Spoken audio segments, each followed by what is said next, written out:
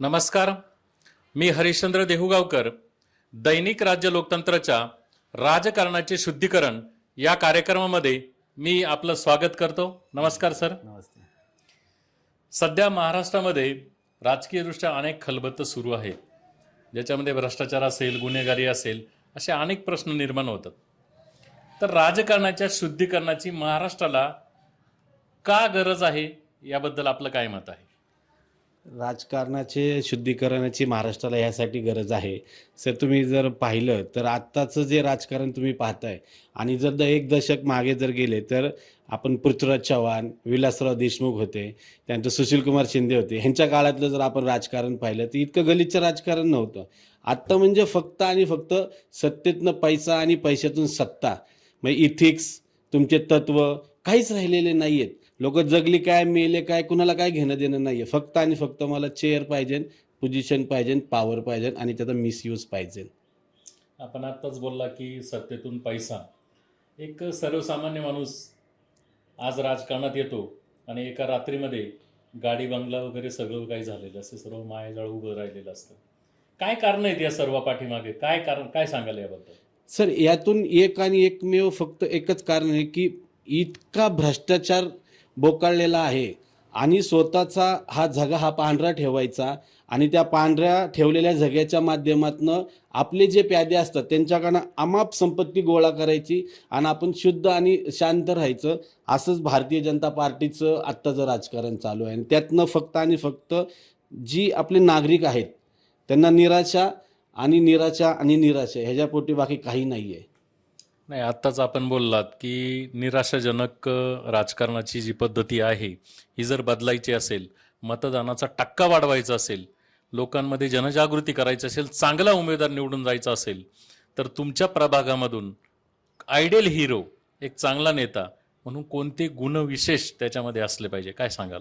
Sir, सर्वात महत्त्वाचं जो नेता आहे, ज्याला आपल्याला वोट द्यायचे, त्या नेत्याचं आपण सर्व पाठीमागचं बॅकग्राऊंड, त्याचे पाठीमागच्या इलेक्शनला त्यांनी जे मुद्दे मांडले होते त्याच्यावर किती त्यांनी काम केलंय, सर्वात महत्त्वाचं त्याचा व्यवसाय चेक करणं गरजेचं आहे की तो काय व्यवसाय करतो. कुठे चोऱ्या करतोय का, कुठं जमिनी ताबे मारतोय का, कुठं त्याचे चुकीचे व्यवसाय आहेत का. बरं, एवढं पण न थांबता मतदारांना मी म्हणतो की तो त्याच्याबरोबर त्याचे जे प्रचारक आहेत ते कुणाला घेऊन फिरतोय, तो ह्याचा मतदारांनी अभ्यास केला पाहिजे. त्या उमेदवाराच्या मानसिकतेचा अभ्यास केला पाहिजे. तेव्हाच त्यांनी ठरवलं पाहिजे, नाही बाबा आज काय होतंय की लोकांना मत द्यायचंय, ठीक आहे. काही प्रमाणात लोक म्हणतात की बाबा आम्ही हिंदुत्ववादी चेहरा, अरे पण त्याचं सगळं तुम्ही बघा तरी. तुम्ही ज्या चेहऱ्यावर वोट देणार आहात तो हिंदुत्ववादी आहे तर तो हिंदूंनाच इकडे त्रास देणार ना, कारण इकडे 90% ह्या प्रभागामध्ये हिंदूच राहतात. त्याचा जर त्रास सगळा हिंदूंनाच होणार असेल तर अशा हिंदुत्ववादी चेहऱ्याला देऊन तुम्हाला फायदा काय. बरं, नाण्याची जर दुसरी आपण बघितली, ठीक आहे, असं बघितलं की एखादा उमेदवार, माझ्यासारखा एखादा उमेदवार सेक्युलर पक्षातनं की उभं राहणार की बाबा आमचं जे आहे, आमचं प्यारची दुकान आहे, आमचे नॅशनल हिरो पण बोलतात की सर्वांना घेऊन आपण बरोबर चालायचं आहे. ह्या मी तर म्हणेन की आमचा पण तुम्ही सर्वांनी अभ्यास करा, आमचे एज्युकेशन तपासा, सगळी तुम्ही पार्श्वभूमी तपासून तुम्ही वोट द्या. आताच आपण बोललात की हिंदुत्व हा मुद्दा आपण उपस्थित केला. जातीच्या नावावर भारतामध्ये, एकूण देशामध्ये राजकारण करताना काही नेते दिसून येतात. जातीच्या नावावरचं हे जे काय राजकारण आहे त्यामुळे निर्माण झालेली गुन्हेगारी, आपल्या प्रभागातून ह्या सर्वांना पायबंद बसेल, जातीच्या राजकारणाला कुठेतरी शह बसेल आणि कुठेतरी गुन्हेगारीला कायमस्वरूपी काहीतरी उपाययोजना योजून त्याच्यामध्ये काहीतरी मार्ग निघेल, या प्रकारे आपल्या प्रभागातून आपण काय करू इच्छिता किंवा काय आपल्या संकल्पनेतून आता उभं राहण्याच्या दृष्टीने काय संकल्पना आहे की जेणेकरून याचा सर्वांचा नायनाट होईल?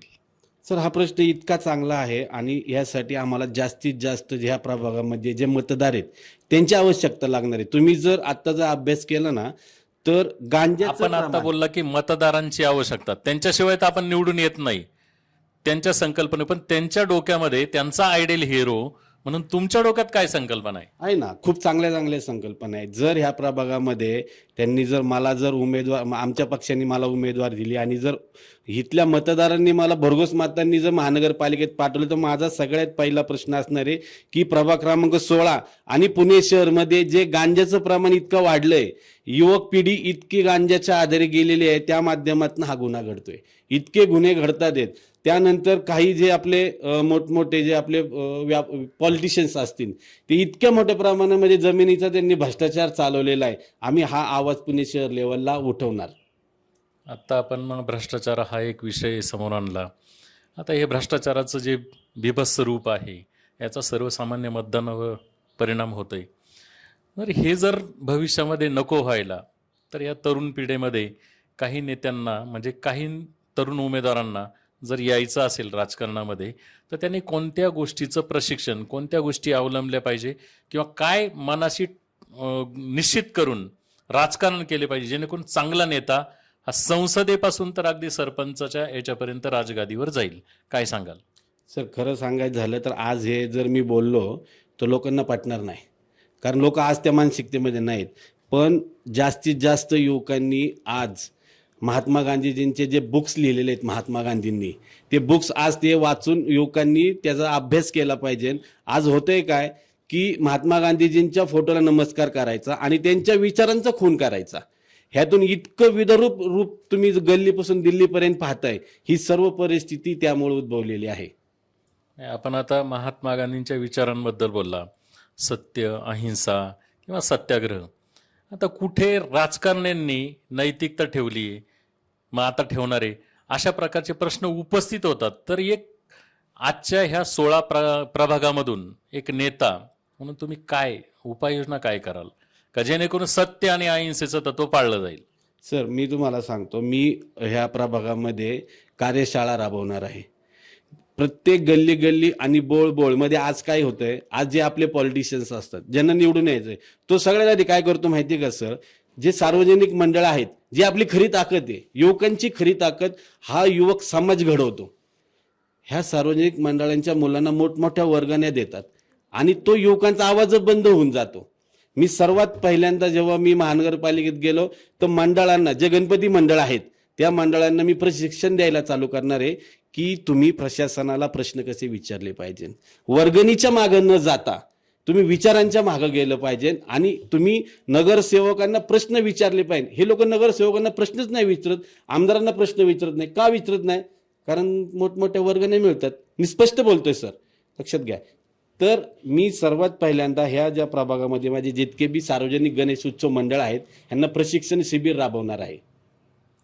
आपण म्हणलात की आपल्या प्रभागामध्ये अनेक सार्वजनिक मंडळं आहेत. आता ही मंडळं, थोडक्यात एक प्रश्न असा वेगळा आहे आपल्याला की ईव्हीएम मशीन आणि बॅलेट पेपरवरचं मतदान. ओके. आत्ताच्या काळामध्ये प्रभाग 16 पासून तर दिल्लीपर्यंत कोणती मतदान पद्धती योग्य वाटते तुम्हाला? काय केलं म्हणजे हे सर्व सुधारेल किंवा याच्यामध्ये मतदानाचा टक्का वाढू शकेल? काय सांगाल? नाही सर, काय आहे बघा, बॅलेट पेपरवर घ्या किंवा तुम्ही ईव्हीएमवर मशीन घ्या, जोपर्यंत जे दुबार मतं आहेत, डुप्लिकेट मतं आहेत आणि एक भारतीय जनता पार्टीकडे एक वेगळी यंत्रणा आहे, ते मतदान हे लावून घेतात.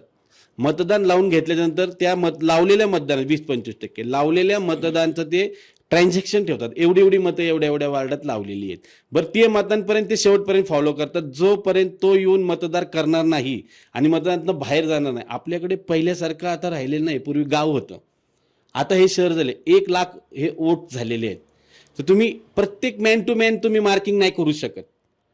जसं आत्ता आमचं चालू आहे, युवक काँग्रेसचं आत्ता आमचं चालू आहे की आम्ही मतदार याद्यांवर आम्ही काम करतो. एक बूथवर 1000 वोट्स असतात, त्या प्रत्येक वोट्सवर आम्ही काम करतोय. पण ते इतकी किचकट प्रोसेस आहे की त्या बीजेपीनी बरोबर ह्याचा फायदा उचललेला आहे.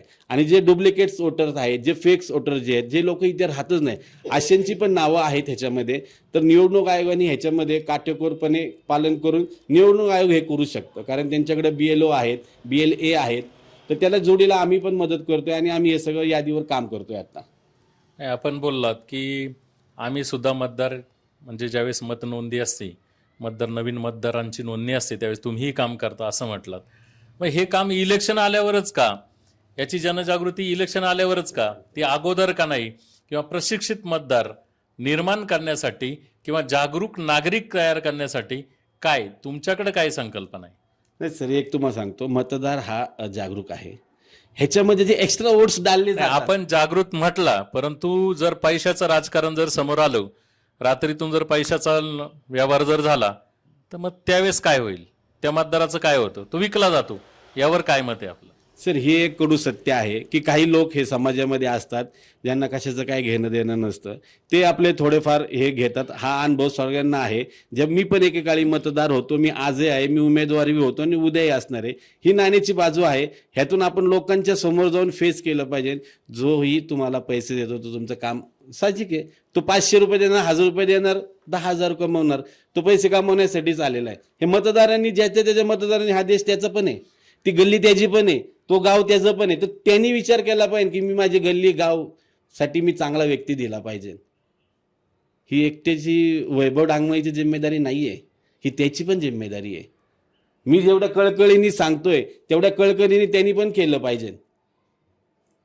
आता एक महत्त्वाचा प्रश्न आपल्या प्रभागामध्ये उभा टाकलेला दिसतो. एकूण महाराष्ट्राच्या राजकारणात कुठेतरी एक गालबोट लागल्याचं पण चित्र दिसतं. थोडक्यात एक गुन्हेगारी, बालगुन्हेगारी असेल किंवा गुन्हेगारीचं प्रमाण या परिसरामध्ये वाढत चाललेलं आहे.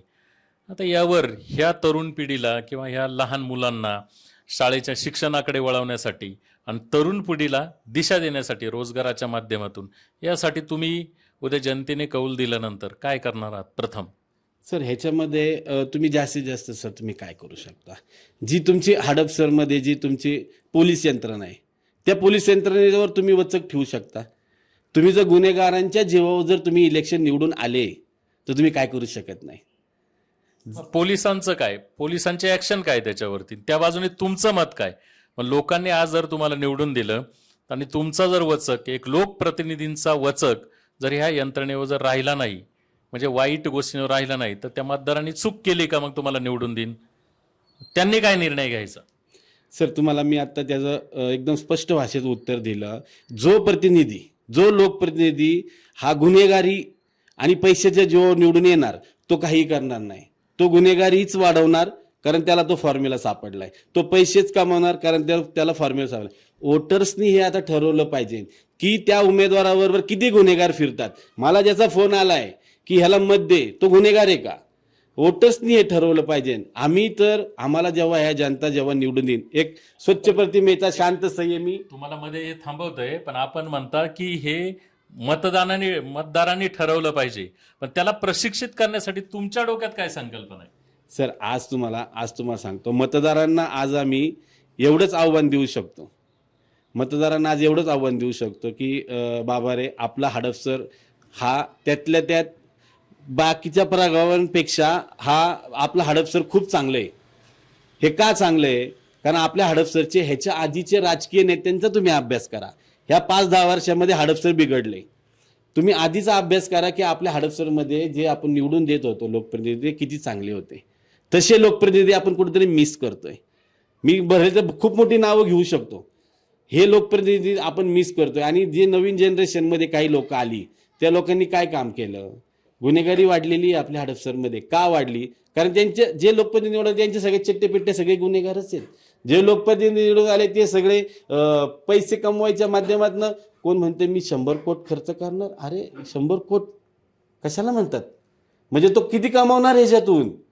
तर मतदारांना माझं एक आव्हान आहे की जोही तुमच्याकडे येईन, जो तुम्हाला पैशाचा आमिष दाखवन, त्याचं तुम्ही त्याला ह्या इलेक्शनला तुम्ही घर दाखवणं गरजेचं आहे. आता एक शेवटचा या सर्व स्पीचमधला एक कॉमन प्रश्न आहे. एक चांगला राजकारणी, एक चांगला देशभक्त, चांगला समाजसेवक आणि खऱ्या अर्थाने चांगला लोकप्रतिनिधी, जनतेचा सेवक म्हणून एक आयडियल हिरो, प्रभाग 16चा एक मतदार म्हणून, तुम्ही मतदार आहात असं म्हणून, काय गुण त्याच्या अंगी तुम्हाला पाहिजेत का जेणेकरून तुम्ही त्याला वोट केलं पाहिजे? सर नगरसेवकची ही इलेक्शन आहे बघा. प्रत्येक इलेक्शनचं आपण डोळ्यासमोर वेगळं ठेवतो. खासदारकीचे इलेक्शन असेल ते वेगळं ठेवतो, आमदारकीचे इलेक्शन असेल ते वेगळं ठेवतो. आता ही आपण नगरसेवकची जी इलेक्शन लढतोय, माझा नगरसेवक कसा असावा? माझ्या नगरसेवका सर मी साधं सिंपल, एक फोन केला ना, त्याचा फोन आहे ना 2-2 तास बिझी नसावा, स्विच ऑफ नसावा. माझ्या नगरसेवकला फोन केला की त्याचा फोन 2-3 रिंगला त्यांनी पिकअप केला. हा प्रत्येकाला पर्सनल लाईफ असती, त्याचे कॉल बॅक केला पाहिजे, एक 10 मिनिटामध्ये कॉल बॅक केला पाहिजे.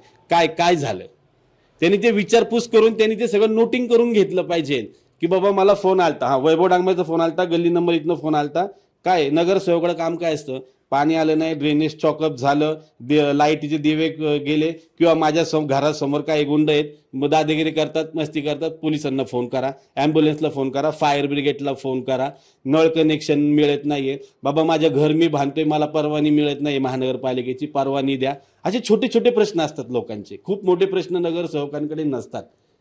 हेच प्रश्न फक्त त्यांनी जाऊन जेवाळ्यांनी भेटला, काय झालं, फॉलोअप घेतला आणि प्रश्न सोडवणे, हाच फक्त आणि फक्त नगरसेवकांना लोकांची अपेक्षा असते. धन्यवाद सर. आज आपण या ठिकाणी आलात दैनिक राज्य लोकतंत्रच्या राजकारणाचे शुद्धीकरण या कार्यक्रमामध्ये आपली मतप्रवाह, चांगले विचार घेऊन सहभागी झालात. निश्चितच ही मतं महाराष्ट्राच्या राजकारणात एकूण वाटाड्या ठरतील अशी अपेक्षा या ठिकाणी व्यक्त करूयात. आणि आपण जो काही अमूल्य वेळ या कार्यक्रमासाठी दिला त्याबद्दल आपलं या ठिकाणी मनपूर्वक आभार व्यक्त करतो आणि थांबतो. जय हिंद.